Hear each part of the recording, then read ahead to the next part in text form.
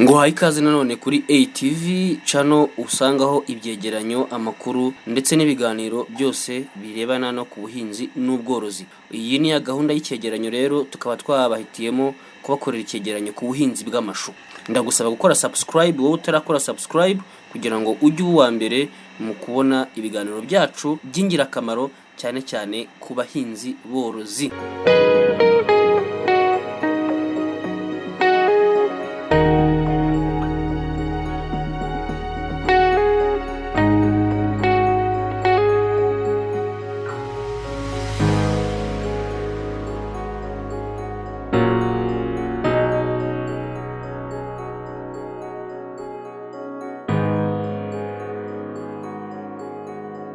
Ishu ni uruboga ruri mu muryango wa Brassicaceae bita kandi crucifere, nawe uri mu muryango mugari wa Dicotyledone. Amashu akaba ari mu mboga ziribwa cyane n'abatari bake mu Rwanda. Amashu asanzwe, chou pomme n'amashu bise ya Bruxelles cyangwa se chou de Bruxelles yera mu Rwanda hose. N'amashu y'indabyo cyangwa se chou frere zo zisaba imvura nyinshi kandi ya buri gihe ku buryo aberanye n'akarere k'imisozi miremire. Ubutaka amashu ahingwaho kimwe n'ibindi bihingwa bitandukanye nagira ubutaka runaka yishimira. Ubutaka buvanze n'umucanga ndetse n'ibumba nibwo buberanye n'amashu yose. Asaba ubutaka bwiza, burebure, bufite ifumbire nyinshi, niyo mpamvu ubutaka busharira cyane atari bwiza kuri icyo gihingwa. Ariko ibishanga bikamuye neza kandi byabonye ishagara riberanye n'amashu nabyo bikunze kubonekamo umusaruro ushimishije w'amashu. Amashu turya burya ari mu bwoko butandukanye. Nkuko nabikubwiye haruguru, amashu agabanyijemo amatsinda atatu akunzwe mu Rwanda. Amashu asanzwe cyangwa se Brassica oleracea capitata uhibwirwa nuko igenda yibumbabumba uko ikura. Amashu ya Bruxelles cyangwa ishumbirigi ariyo Brassica oleracea gemifera uyibwirwa n'udushu duto tumera ku giti cy'ishu. Iyo witegereje neza usanga utwo dushu duto natwo tugenda twifunga kandi natwo turibwa. Ubwoko bwa gatatu ni amashu y'indabo cyangwa se chou frere ariyo Brassica oleracea botrytis. Ku mutwe waryo iyo ryeze indabo z'umweru ziba zitsitse hamwe, ari nazo basarura akaba ari nazo barya. Amashu ahingwa hakoreshejwe ifumbire nk'izindi mboga zose barya amababi. Ifumbire y'imborera nziza ihoze kandi nyinshi itanga umusaruro mwiza kandi ushimishije. Niyo mpamvu hagomba nibura hagati y'ibiro 30 byayo kugeza ku biro 50 kuri rimwe y'ubutaka. Nkuko bigenda ku bindi bihingwa bitandukanye, akenshi bigira igihe cy'itera ndetse n'isarura. No kwishunaho ni ngombwa guteganya iminsi 25 kugeza ku minsi 30 amashamara mu buhumbikiro kugira ngo umenye igihe uzaterera ingemwe mu murima. Kugemura ingemwe mu murima bikorwa mu gihe cy'imvura, no kuvuga Nzeri na Werurwe iyo zihingwa imusozi. Mu kabande aho bashobora kuvomerera igihingwa cy'amashu gishobora guhingwa ibihe by'ihinga byose uko ari bitatu. Guhumbika amashu cyangwa kwinaza nabyo bigira uburyo bikorwamo. Binaza mu buhumbikiro busakaye bagateganya hagati y'amagarama 2 kugeza ku magarama 3 kuri metero karimwe, naho kuri rimwe y'umurima w'amashu bateganya hagati ya metero karimwe n'igice kugeza kuri 2 z'ubuhumbikiro. Ubujyakuzimu bakoresha iyo babiba imbuto mu buhumbikiro ni hagati ya milimetero 6 kugeza kuri milimetero 12. Iyo wahumbitse neza utugemwe dutangira kumera nyuma y'iminsi kuva kuri 5 kugeza ku minsi 6. Ingemwe ziri mu buhumbikiro zigemurwa iyo zifite amababi 5 cyangwa 6 bakazitera ku mirongo itandukanyijwe na santimetero 60, naho ku mirongo batera mu buryo bw'imbusane basiga hagati ya santimetero 40 cyangwa santimetero 60.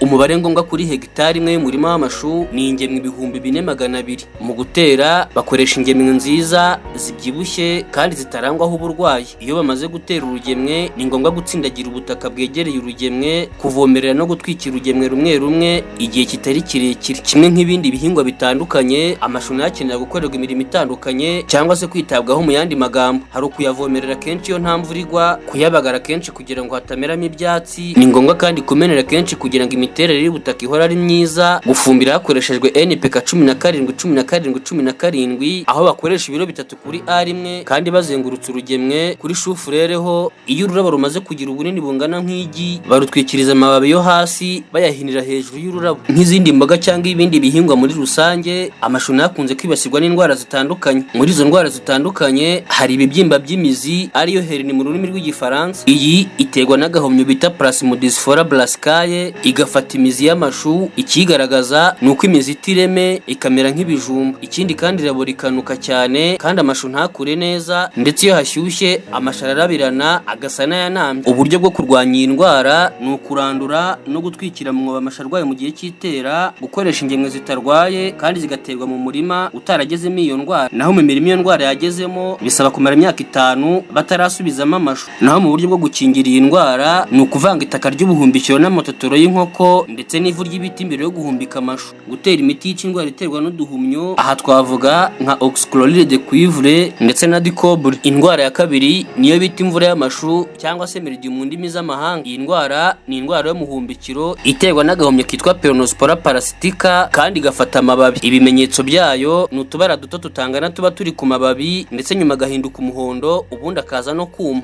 Iyi ndwara ikara cyane mu gihe cy'imvura nyinshi. Mu kurwanya indwara y'imvura y'amashu, umuhinzi yirinda guhumbika imbuto zegeranye cyane, akavomerera mu gitondo kuko ari byo byiza. Ikindi kandi agatera imiti irwanya indwara z'uduhumyo rimwe mu cyumweru mu bihe bisanzwe cyangwa kabiri mu cyumweru mu bihe by'imvura nyinshi. Iyi miti irwanya imvura y'amashu ni nka Miraza 76 WP ndetse na Detane M45. Indwara ya gatatu mu zikunze kwibasira amashu ni ububore bw'umunigo. Iyi nayo ikaba ari indwara yo mu buhumbikiro iterwa n'agahumyo ka Rhizoctonia salani, igafata urugemwe rw'ishu. Mu bimenyetso bigaragaza ni uko umunigo w'urugemwe ubora ugasa nk'ikigina kijimye kandi ukanuka. Umunigo uba muto kandi urugemwe rukaba rwakuma. Mu kuyirwanya ni ukurandura no gutwikira mu mwobo ingemwe zarwaye cyangwa zafashwe, kwirinda guhumbika ingemwe zegeranye cyane, kwirinda gushyira uruhumbikira ahantu hataboneka urumuri kandi hanatose, ndetse no gutera imiti irwanya indwara z'uduhumyo. Iyindi ndwara yibasira amashu ni ikungeri. Iyi iterwa n'igisavumvuri cy'umukara, igafata amababi nayo. Mu bimenyetso byayo ni uko usanga mu buhumbikiro cyangwa ingemwe zigiterwa usanga ku mababi hariho utwenge twinshi. Iyi nayo mu kuyirwanya ni ugutera inyanya cyangwa se urwuye hagati y'amashu, kuko impumuro y'ibyo bihingwa byombi yirukana ikungeri. Kuvomerera kenshi ingemwe z'amashu mu mpeshyi kugira ngo amababi y'amashu ndetse n'ubutaka bituma.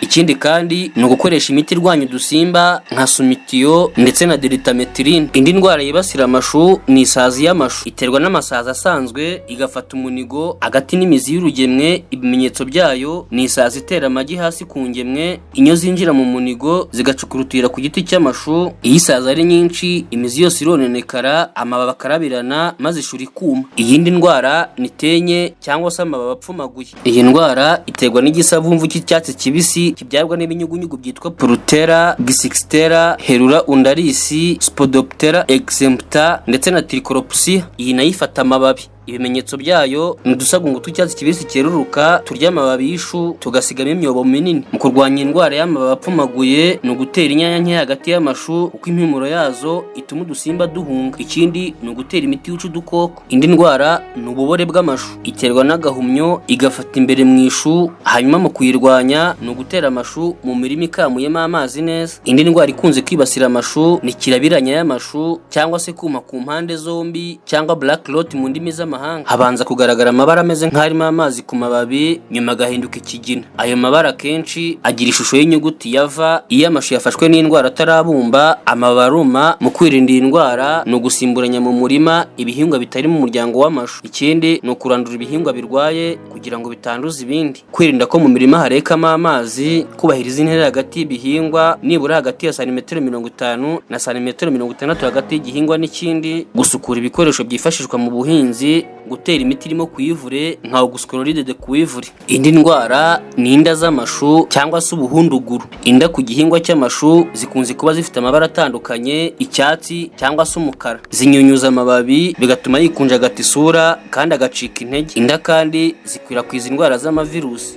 Iyi ndwara ikunze kugaragara cyane mu gihe cy'izuba. Uko birinda iyi ndwara hari gutera amazi ku mashu mu gihe cy'izuba, kudahohotera udusimba turya izo nda nk'udusurira ndetse n'amavubi, gukikiza umurima w'amashu uruzitiro rw'ibigori kubera ko inda zibikunda ntizite zijya ku mashu. Mu kuvura iyi ndwara ni ukurwanya inda z'ibihingwa hakoreshejwe cyane amazi cyangwa imiti yica udusimba nka Bamectine z'amazi, Acetamepride z'amazi ndetse na Imidacloprid. Amashu kimwe nk'ibindi bihingwa bitandukanye agira igihe runaka yerera. Amashu amara amezi 2 n'igice kugeza kuri 3 kugira ngo abe yeze duhereye ku gihe agemuriwe. Asarurwa kandi mu gihe cy'icyumweru kimwe cyangwa 2 bitewe n'ubushobozi bwo kuyarya cyangwa kuyagurisha. Amashu yera indabo yo cyangwa shufureri yera hashize amezi 2 kugeza kuri 3 y'igice kiribwa kuri yo cyangwa se haribwa hatangiye kwisatu. Mu buhinzi bwa kijyambere kandi bitewe n'amoko y'amashu ashobora kwera kugera kuri toni 50 z'amashu kuri hegitari imwe. Ikindi kurumbuka kw'amashu bituruka kuba yitaweho umunsi ku wundi. Naho kubijyanye no kuyahunika, amashu abikika nabi cyane ariko ashobora kubikwa iminsi mike amanitse ku gisenge cy'ahantu hafutse kandi hinjiramo akayaga cyangwa se mu cyumba gikonje kiri kuri dogere enye. Aya makuru kuri iki cyegeranyo ATV